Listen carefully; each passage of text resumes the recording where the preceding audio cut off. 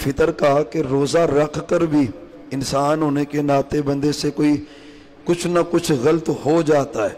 किसी गैर महरम पे नज़र पड़ जाती है, गुफ्तगू करते हुए कोई गलत बात ज़ुबान से निकल जाती है, तो ये जो इंसानियत के नाते से कुछ गलत होता है, तो आप फरमाते हैं ये जो सदका फितर होता है वो जितनी भी कोताहियाँ हुई होती हैं अल्लाह वो सारी माफ़ फरमा देता है इस ज़कात की वजह से।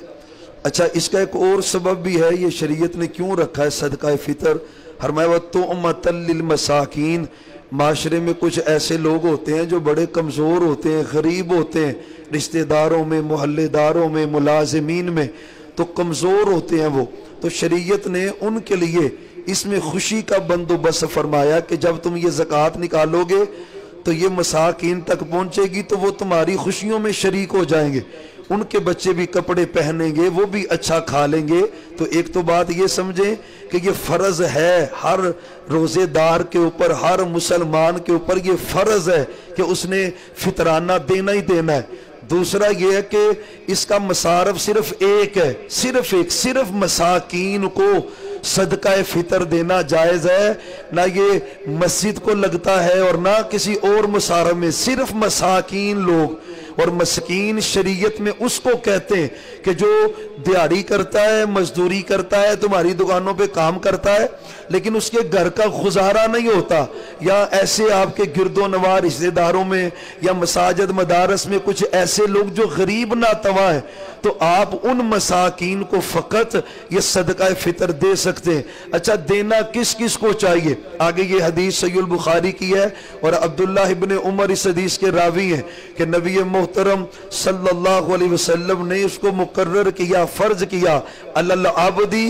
गुलाम पर, वल हुर्री आजाद पर, व ज़ाकारी मर्द पर, वल उनसा और मुज़क्कर पर, और व सगीरी एक दिन नहीं बल्कि एक घंटे के बच्चे पर, और वल कबीर और बड़े बुजुर्ग पर। यानी जो भी मुसलमान है अगर वो ईद का चांद तुलू होने से 1 मिनट पहले भी अगर कोई बच्चा पैदा हुआ है तो उसकी तरफ से भी फितराना अदा करना जरूरी है। और एक और मसले की बात है, जो मसाकीन फितराना लेंगे उन पे भी फर्ज है कि उन्होंने अपना फितराना भी आगे अदा करना है।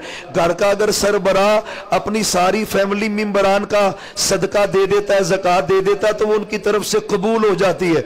दूसरा ये मसला भी समझे, मन अद्दाहा कबल सलाती, जो नमाज से पहले अदा करेगा उसका फितराना कबूल होगा।